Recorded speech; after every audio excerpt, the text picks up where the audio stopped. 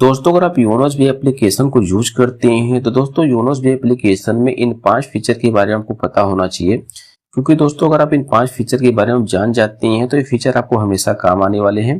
जो लास्ट वाला 5वां फीचर वो आपको जानना बेहद जरूरी है क्योंकि वो सिक्योरिटी फीचर है। क्योंकि दोस्तों डिजिटल बैंकिंग में आपको सिक्योरिटी फीचर के बारे में आपको पता होना चाहिए। तो इस वीडियो में आपको 5 फीचर के बारे में कुछ डिटेल्स में बताने वाले हैं। तो चलिए शुरू करते हैं। तो सबसे पहले आपको योनो एसबीआई एप्लीकेशन को ओपन कर लेना है। ओपन करने के बाद में आपके सामने कुछ इस तरह का इंटरफेस देखने के लिए मिल जाएगा। तो इस एप्लीकेशन में आप दो तरीके से लॉगिन कर सकते हैं, एमपिन के थ्रू लॉगिन कर सकते हैं या तो फिंगरप्रिंट के थ्रू लॉगिन कर सकते हैं। तो मैं यहाँ पे फिंगरप्रिंट के थ्रू लॉगिन हो जाता हूँ। तो मैं इस एप्लीकेशन में सक्सेसफुल लॉगिन हो गया हूँ। तो पहले फीचर के बारे में आपको डिटेल्स में बता देता हूँ। दोस्तों जैसे अगर आपको कैश की जरूरत पड़ जाती है और आपके पास एटीएम कार्ड भी नहीं है न तो आपके आसपास में कोई एटीएम मशीन है, तो उस केस में आप कैश कैसे निकालेंगे। तो कैश को निकालने के लिए सिंपली आपको यहाँ पे योनो कैश वाले ऑप्शन पर क्लिक करना है। उसके बाद यहाँ पे विड्रॉल कैश वाले ऑप्शन पर क्लिक करेंगे।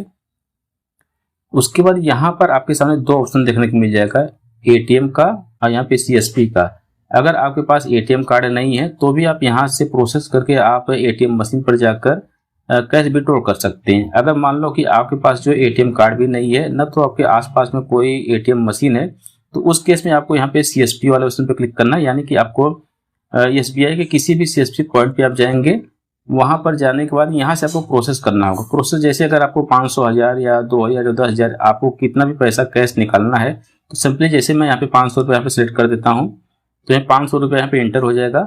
उसके बाद यहाँ पे प्रोसीड वाले ऑप्शन पर क्लिक करते हैं। उसके बाद यहाँ पर आपको एक 6 डिजिट का एक पिन जनरेट कर लेना है। जैसे अब यहाँ पे एक नया पिन जनरेट करेंगे, उसके बाद आपको यहाँ पे प्रोसीड वाले ऑप्शन पर क्लिक करना है। उसके बाद आपके रजिस्टर्ड मोबाइल नंबर पर ओटीपी आ जाएगा। ओटीपी जैसे फिल करेंगे तो आपको एक रिफरेंस नंबर मिल जाएगा। उसके बाद जो आप ये पिन क्रिएट करेंगे तो ये पिन और आपके रजिस्टर्ड मोबाइल नंबर पर जो रिफरेंस नंबर आएगा, वो रिफरेंस नंबर और ये पिन लेके आप एसबीआई के किसी भी सीएसपी पॉइंट पे जाएंगे, वहां पे पिन और रिफरेंस नंबर देंगे और सीएसपी पॉइंट वाला प्रोसेस करेगा। पेमेंट सक्सेसफुल होने के बाद में सीएसपी पॉइंट से आपको कैश मिल जाएगा। तो अगर आपके पास जो एटीएम कार्ड भी नहीं है न तो आपके पास आजू बाजू में आपके एटीएम मशीन है, तो आप जो सीएसपी पॉइंट के थ्रू कैश यहाँ से विड्रॉल कर सकते हैं। तो ये पहले फीचर के बारे में मैंने आपको डिटेल्स में बता दिया हूँ। और जो ये फीचर मैं आपको बता रहा हूँ, ये सब फीचर की वीडियो हमारे चैनल पे आपको मिल जाएगी। तो अगर आप चाहे तो योनो एसबीआई या तो योनो नेट बैंकिंग के एक एक फीचर की वीडियो मेरे चैनल पे मिल जाएगी। अगर आप चाहे तो मेरे चैनल पर आप देख सकते हैं। तो इस तरह से आप बिना एटीएम कार्ड के या बिना एटीएम मशीन के जाए हुए आप सीएसपी पॉइंट से आप कैश भी विड्रॉल कर सकते हैं। तो यहाँ मैंने पहले फीचर के बारे में आपको डिटेल्स में बता दिया हूँ। तो चलिए मैं आपको दूसरे फीचर के बारे में आपको डिटेल्स में बता देता हूँ। तो अब मैं आपको दूसरे फीचर के बारे में आपको डिटेल्स में बता देता हूँ। जैसे दोस्तों अगर आप यूपीआई से किसी भी क्यूआर कोड को स्कैन कर पेमेंट करते हैं, तो जो आप पेमेंट करते हैं जैसे कि 10, 20, 25, 50 रुपए का अगर आप पेमेंट करते हैं तो आप उसकी ट्रांजैक्शन हिस्ट्री आपके बैंक के पासबुक में प्रिंट होती होगी। उससे आपका बैंक की पासबुक भी जल्दी से भर जाता है। तो अगर आप अपने खर्चे के लिए यानी कि 10, 20, 25, 50 रुपए का पेमेंट करते हैं यूपीआई से, तो उस केस में अगर अपने खर्चे के लिए यूज करना चाहते हैं तो यहाँ पे इनेबल यूपीआई लाइट को आप इनेबल करके इसमें पैसे लोड करके आप किसी भी यूपीआई से पेमेंट करेंगे तो आपका यूपीआई लाइट में जो अगर आप पेमेंट करेंगे पेमेंट हिस्ट्री, वो आपकी हिस्ट्री आपको यहाँ पे रिसेंट में आपको यहाँ पे शो होगी, लेकिन आपके बैंक के पासबुक में प्रिंट नहीं होगी। इससे आपका बैंक का पासबुक भी सेव रहेगा। यानी कि अगर आप यूपीआई लाइट को यूज करेंगे अपने खर्चे के लिए, जैसे कहीं पर अगर आपको पेमेंट करना है 10, 20, 25, 50 रुपये पेमेंट करते हैं, तो आप यूपीआई लाइट को इनेबल कर लेना। यूपीआई लाइट इनेबल करने के बाद में पैसे ऐड करने के बाद में आप किसी भी क्यूआर कोड को स्कैन करके पेमेंट करेंगे विदाउट पिन किए है, तो किसी भी क्यूआर कोड को स्कैन कर पेमेंट करेंगे तो आपके बैंक के पासबुक में जो आप ट्रांजैक्शन करेंगे 10, 20, 25, 50 रुपए का, वो प्रिंट नहीं होगा, बल्कि आपका यहाँ पे अगर आप देखेंगे तो रिसेंट में आपको यहाँ पे शो हो जाएगा आप कितना पेमेंट किए हैं। तो ये दूसरे फीचर के बारे में आपको यहाँ पे डिटेल्स में बता दिया हूँ। तो दोस्तों अब मैं आपको तीसरे फीचर के बारे में आपको डिटेल्स में बता देता हूँ। दोस्तों जैसे अगर आप लोन के लिए अप्लाई करते हैं या तो क्रेडिट कार्ड के लिए अप्लाई करते हैं, तो बैंक सबसे पहले आपकी सिविल स्कोर चेक करती है। अगर आपका सिविल स्कोर गुड रहेगा तो बैंक की तरफ से लोन का या तो क्रेडिट कार्ड का अप्रूवल का चांस ज़्यादा बढ़ जाता है। तो अब आपको किसी अदर एप्लीकेशन में सिविल स्कोर चेक करने की जरूरत नहीं है। अब आप योनो एसबीआई एप्लीकेशन से फ्री में अपना सिविल स्कोर आप चेक कर सकते हैं। अपने सिविल स्कोर को फ्री में चेक करने के लिए सिंपली आपको नीचे स्क्रॉल करना है और आपको यहाँ पे देखने को मिल जाएगा क्रेडिट स्कोर, इसके ऊपर आप क्लिक करेंगे। तो जैसे हमने एक बार अपना सिविल स्कोर चेक किया था तो मैं यहाँ पे नो कंटिन्यू वाले ऑप्शन पे क्लिक करेंगे। आप फर्स्ट बार आएंगे तो आपको अपना पेन नंबर और आपके पैन कार्ड पे जो नेम रहेगा वो नेम डाल के अपना सिविल स्कोर आप चेक कर सकते हैं। जैसे आप देख सकते हैं यहाँ पे हमारा 792 सिविल स्कोर है, जो कि एक्सीलेंट कैटेगरी में है। अगर आप कैटेगरीज वाइज देखना चाहते हैं तो इस पे क्लिक करेंगे तो यहाँ पे जितने भी कैटेगरी रहेंगे आप यहाँ से अपनी कैटेगरी को आप देख सकते हैं। अगर आपका सिविल स्कोर गुड रहेगा या तो एक्सीलेंट कैटेगरी में रहेगा तो आपको क्रेडिट कार्ड या तो लोन का अप्रूवल का चांस ज़्यादा बढ़ जाता है। तो आप इस तरह से फ्री में अपना सिविल स्कोर आप चेक कर सकते हैं।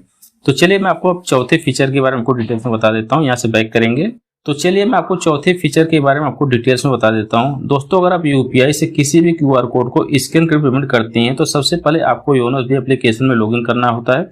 लॉगिन करने के बाद में आप इस पर क्लिक करके आप किसी भी क्यूआर कोड को स्कैन कर पेमेंट कर सकते हैं। लेकिन अभी ऐसा नहीं है, क्योंकि योनो एसबीआई में एक नया अपडेट आया है। आप सिंगल क्लिक पर भी आपके मोबाइल फोन का कैमरा ओपन हो जाएगा और आप किसी भी क्यूआर कोड को स्कैन कर पेमेंट कर सकते हैं। चलिए मैं आपको दिखा देता हूँ। जैसे मैं यहाँ पे मिनिमाइज करता हूँ तो यहाँ पे आप देख सकते हैं, जैसे यहाँ पे यूपीआई स्कैन एनी क्यूआर, यानी इस पर मैंने ऑलरेडी वीडियो बना चुका हूँ, आपको मेरे चैनल पे मिल जाएगी। तो जैसे आप प्रोसेस कर लेंगे तो प्रोसेस करने के बाद में आपके यहाँ पे आपके मोबाइल फोन पे कहीं पर भी खाली जगह रहेगा वहाँ पे आ जाएगा। जैसे आप देख सकते हैं यहाँ पे हमारे फोन में यहाँ पे खाली जगह है तो यहाँ पे आ जाएगा।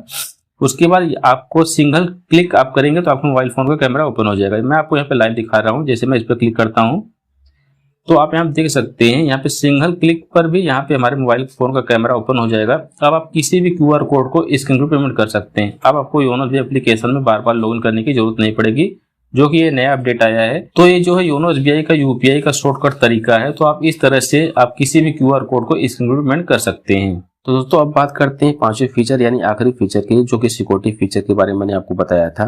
तो दोस्तों जैसे कि मान लो कि आपका फोन चोरी हो गया या तो आपका पासवर्ड लीक हो गया, तो उस केस में आप क्या करेंगे।